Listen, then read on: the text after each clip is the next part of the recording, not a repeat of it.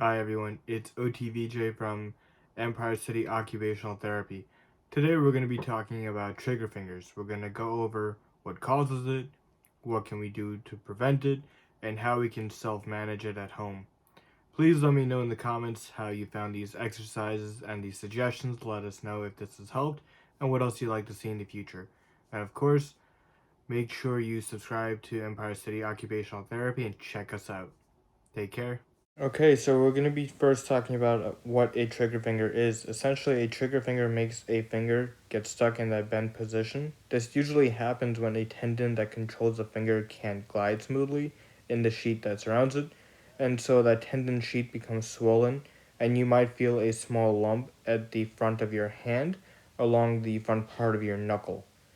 This happens typically for people who do a lot of repetitive stress on their fingers, and they might be playing the guitar.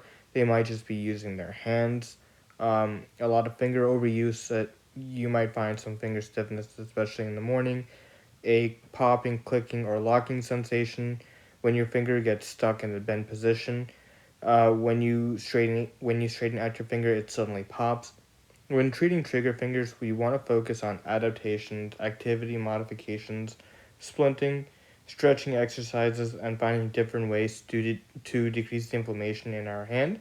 So hopefully throughout this video you'll see different things and you'll find relief from it. So this first exercise is called straight to hook fist. First you're going to start with a straight hand, and second you're going to bend the top two joints of your fingers while keeping your knuckles straight. You're going to perform 3 sets of 10 repetitions, and you're going to increase the number of sets and repetitions as you get stronger. For this next exercise, I like to self-massage my fingers, especially at the front part of the knuckle where that nodule usually is.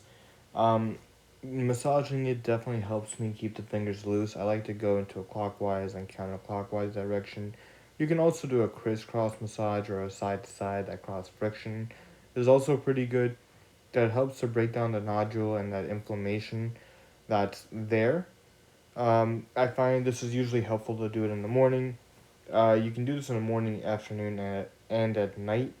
For a couple of minutes, I like to do it for 2 to 3 minutes. I found the self-massaging to be very beneficial, and I hope you too as well. So this next exercise is called an MCP Accenture Stretch.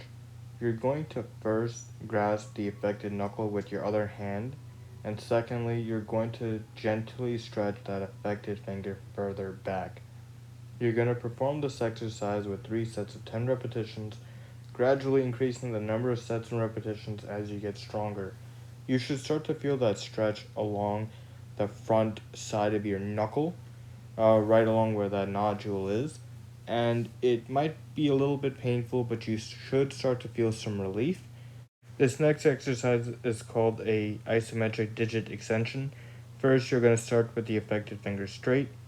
Second, you're going to place the other hand on the back of the affected finger, and finally, you're going to apply resistance with the other hand while pushing against the other hand with the affected finger.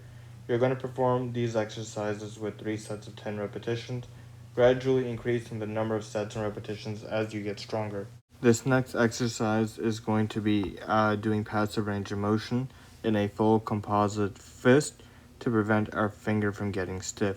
Remember that with a trigger finger, we typically want to avoid a full active fist, as this will continue to increase the inflammation in our hand. But what we want to do is to preserve that motion, so we typically do passive range of motion. So to do this exercise, you're going to first keep your palm open. Second, you're going to use the unaffected thumb and index finger from your other hand, and you're going to bend that affected finger towards the palm.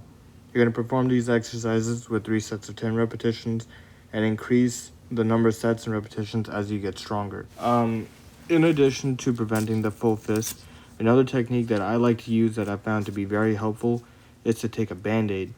And what I do with the BandAid is that I wrap it around my finger, as you can see here. And what that does is that as I make a fist, it limits the amount of pressure, and it really prevents me from making a fist, which will help to prevent that extra inflammation from being activated. This is great because it allows me to still be functional and do all my daily activities without increasing any of the symptoms.